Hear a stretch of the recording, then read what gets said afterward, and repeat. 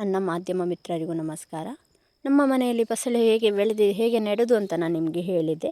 ನಂತರ ನಾನು ಅದರದ್ದು ವಿಡಿಯೋ ಮಾಡಿರಲಿಲ್ಲ, ಯಾಕಂದರೆ ನನಗೆ ಟೈಮು ಸಿಗಲಿಲ್ಲ. ಹಾಗಾಗಿ ನಾನು ಬಸಳೆಯಲ್ಲಿ ಸೋರೆಕಾಯಿದು ಬಳ್ಳಿ ನೆಟ್ಟಿದ್ದೇನೆ, ಮತ್ತು ಸಿಹಿ ಕುಂಬಳದ ಬಳ್ಳಿ ನೆಟ್ಟಿದ್ದೇನೆ, ಟೊಮೊಟೊ ನೆಟ್ಟಿದ್ದೇನೆ, ಬೆಂಡೆ ನೆಟ್ಟಿದ್ದೇನೆ. ನೋಡಿ, ಸೋರೆಕಾಯಿದು ಕಾಯಿ ಬಿಡ್ತಾ ಉಂಟು, ಹೂ ಬಿಡ್ತಾ ಉಂಟು. ಇನ್ನು ಸದ್ಯದಲ್ಲಿ ನಮಗೆ ಕಾಯಿ ಸಿಗ್ತದೆ.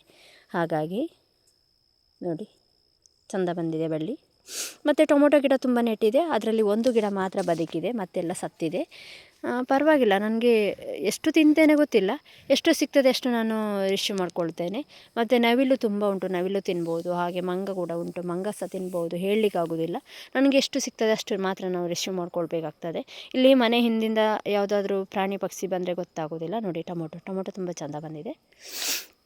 ನೋಡಿ, ಚುಂಗುಳ ಬಂದಿದೆ.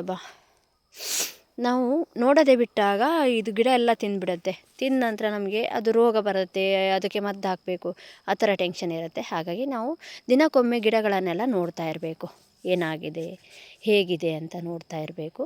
ಆವಾಗ ಮಾತ್ರ ನಮ್ಮ ಗಿಡದಲ್ಲಿ ಏನು ಪ್ರಾಬ್ಲಮ್ ಇದೆ ಅಂತ ಗೊತ್ತಾಗ್ತದೆ. ನೋಡಿ, ಬಸಳೆ ನಾನು ಹೇಗೆ ನೆಡಬೇಕು ಹೇಳಿದ್ದೆ, ಅದರ ನಂತರ ನಾನು ವಿಡಿಯೋನೇ ಮಾಡಿರಲಿಲ್ಲ. ನಾನು ಅದಕ್ಕೆ ಶೇಂಗಾ ಹಿಂಡಿ, ಕಹಿಬೇವಿನ ಹಿಂಡಿ ಮತ್ತು ಸೆಗಣಿದು ಫರ್ಟಿಲೈಸರನ್ನು ಮಾಡಿಕೊಟ್ಟಿದ್ದೇನೆ. ಆದರೆ ನಾನು ಕೊಡುವಾಗ ತುಂಬ ಲೇಟ್ ಆಯಿತು. ಯಾಕಂತ ಹೇಳಿದರೆ ನನಗೆ ಮಲ್ಲಿಗೆ ಗಿಡ ನೋಡುವಾಗಲೇ ಅರ್ಧ ದಿನ ಅದಕ್ಕೆ ಹೋಗ್ತದೆ, ಹೂ ಕುಯ್ಯೋದು, ಕಟ್ಟೋದು, ನೀರು ಹಾಕೋದು ಅಂತೇಳಿ. ಇದನ್ನು ನೋಡಲಿಕ್ಕೆ ಆಗಲಿಲ್ಲ. ಹಾಗೆ ತುಂಬ ಸ್ಲೋ ಆಯಿತು ಇದು ಬರುವಾಗ. ಇನ್ನೂ ಫಾಸ್ಟಾಗಿ ಬರ್ತದೆ, ಇನ್ನೇನು ನಿಲ್ಲುವುದಿಲ್ಲ. ನಾನು ಅದು ನೆಟ್ಟಾಗ ತುಂಬ ದಿನ ಅದಕ್ಕೇನು ಕೊಟ್ಟೇ ಇರಲಿಲ್ಲ. ಹಾಗಾಗಿ ನೋಡಿ, ತುಂಬ ದಪ್ಪದಾಗಿ ಬಂದಿದೆ, ತುಂಬ ಚೆಂದ ಬಂದಿದೆ. ಇದಕ್ಕೆ ನಾನು ವಾರಕ್ಕೊಮ್ಮೆ ಕೊಡ್ತೇನೆ, ಸೆಗಣಿ ಮತ್ತು ಹಿಂಡಿ ನೀರನ್ನು ವಾರಕ್ಕೊಮ್ಮೆ ಕೊಡ್ತೇನೆ, ಮತ್ತು ಸುಫಲ ಹಾಕ್ತೇನೆ.